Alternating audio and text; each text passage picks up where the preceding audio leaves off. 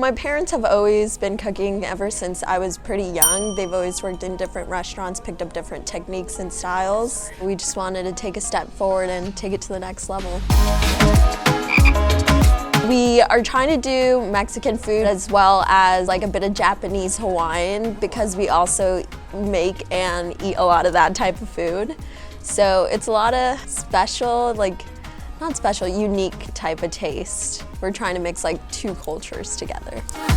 I worked with Eduardo. He was very nice from the beginning. He was very helpful, helped us throughout the whole process. If we had questions, he would always go to the department that he needed answers from, and he was very quick with it. Are you excited? I know you haven't seen the trailer yet, but yeah, it's pretty exciting, like starting something new, especially like with my parents. It's always been like a dream of theirs, so it's like pretty exciting trying to like help them open this.